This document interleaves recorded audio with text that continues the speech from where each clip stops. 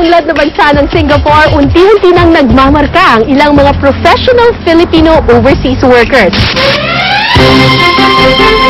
Ngayong gabi sa OFW Diary, napapanood siya bawat umaga sa buong mundo.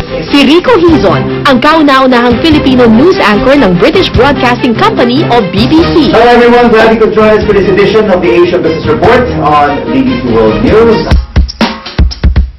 Sa Singapore, may exhibit ang 11 Pinoy artist. Paraan din daw ito para maipakita sa mga dayuhan na kayang makipagsabayan ng mga Pinoy sa larangan ng visual arts. It feels really good about it, and I'm glad to be a part of this show. Ipagmalaki po natin ang galing ng mga Pilipino. Ako po si Cara David mula po dito sa Singapore para sa OFW Diary.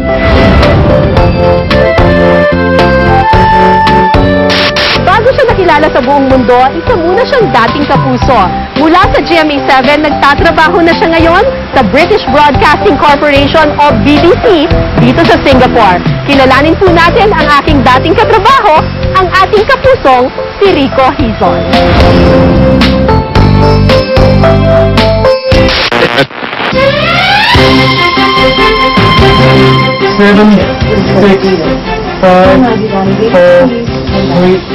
Napapanood siya bawat umaga sa buong mundo.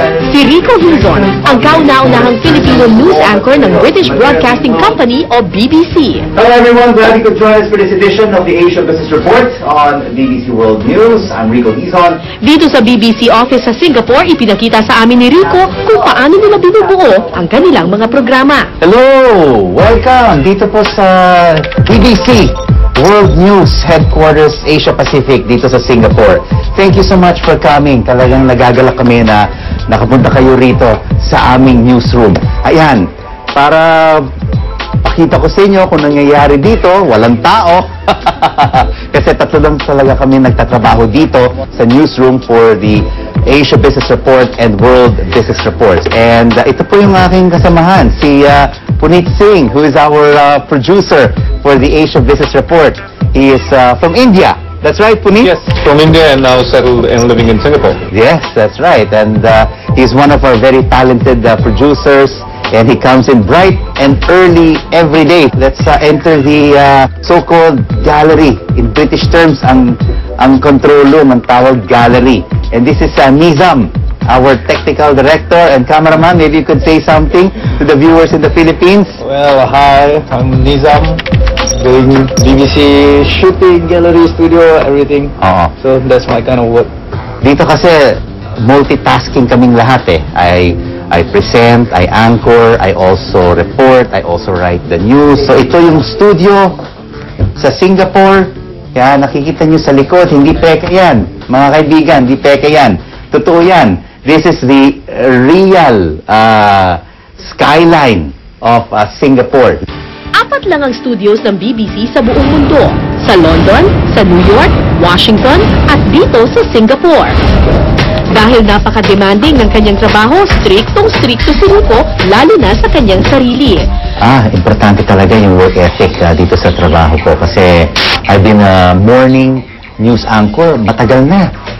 Since my time at GMA7. So it's 19 years and counting. Kung lumalabas ako ng gabi hanggang 8:30 or 9 o'clock lang kasi kailangan ko matulog because I also have a responsibility to my viewers on a daily basis na I have to be fresh, I have to be alive, I have to be active. Kahit mahigit 10 taon na siyang nagtatrabaho sa isang international news network, patuloy pa rin sa pagtuklas si Rico. Alam mo, everyday parang pumapasok pa rin ako sa eskwela eh. Parang marami pa rin ako natututunan sa news. Because once the learning stops, that means there's nothing else to learn and that means you're sick and tired of what you're doing. Sa ngayon, may mahigit 2,000 international news reporters sa buong mundo at 20 rito ay Pilipino. We have about 250 to 300 correspondents who can react immediately to various breaking news developments in any part of the world. Pero kahit na nasa ibang bansa at napaliligiran na ng mga dayuhan, hindi pa rin nalilimutan ni Rico ang kanyang pagka-Pilipino. Pag nakaupo ako dito sa aking anchor's chair, feeling ko talaga Pilipino ko, tsaka tinataas ko ang bandila ng Pilipinas kasi napapunod ako in 260 million homes worldwide. Pero bago naging isang international news reporter, si Rico Hizon nagsimula muna bilang isang reporter sa GMA7. Talaga pong maraming tao. Nakikita po natin yung mga tao may mga...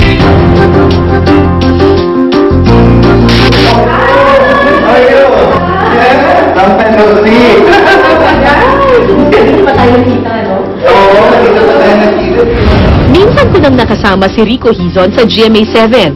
Bagito pa ako noon. Pero nang bisitahin ko ang bahay niya sa Singapore, tila wala siyang pinagbago.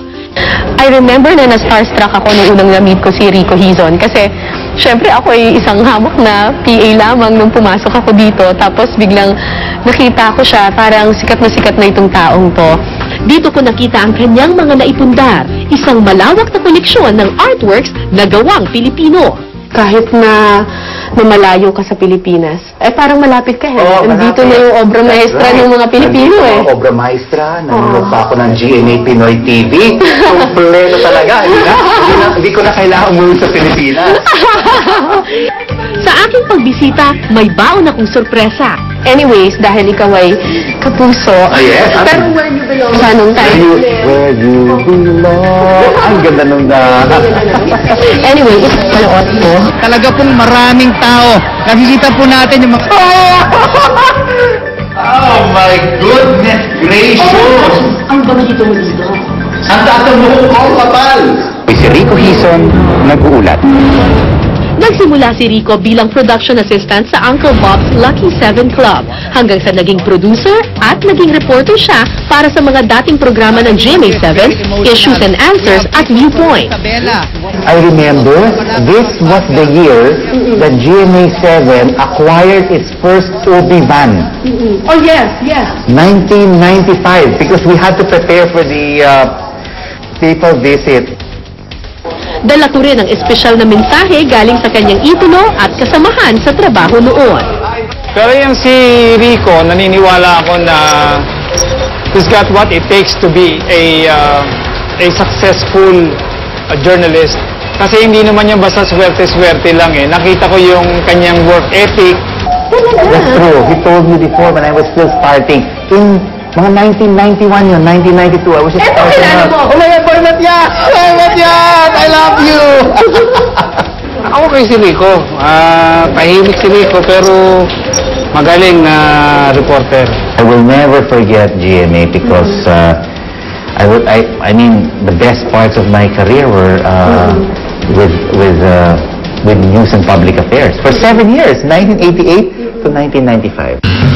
Mula sa GMA7, 7 taon siyang nagtrabaho sa CNBC Business News hanggang sa lumipat siya sa British Broadcasting Network o BBC noong 2002. Dahil sa kanyang dedikasyon sa trabaho, binigyan siya ng parangal. Napabilang siya sa The Outstanding Young Men for 2006 sa larangan ng broadcast journalism. Noong 2008 naman, tinanggap niya ang Pamana ng Filipino Presidential Award for Excellence in International Journalism. Kamakailan hinirang siya ng People Asia bilang isa sa People of the Year awardee ng 2009. I feel like I'm an ambassador in my own little way in representing the Philippines to the world. Para lalong ipagmalaki ang Pilipino sa buong mundo, ginawa ni Rico ang Good News Pilipinas, isang website tampok ang mga tagumpay at magagandang balita tungkol sa mga Pinoy sa ibang bansa. Sipag, dedikasyon at pagmamahal sa trabaho. Ito ang sekreto sa tagumpay ni Rico bilang isang mamamahayag. Isang tagumpay na hindi lang para sa kanyang sarili, kundi para rin sa ating bayan. Kung minsan, sinasabi pa nga nila, hapon ka ba? Sabi ko, hindi. Purong Pinoy ako. Born, raised, and educated in the Philippines. And I'm proud to tell the whole world that I am a Pinoy. Hello everyone, glad you could join us for this edition of the Asia Business Report on BBC World News. I'm Rico Hizon.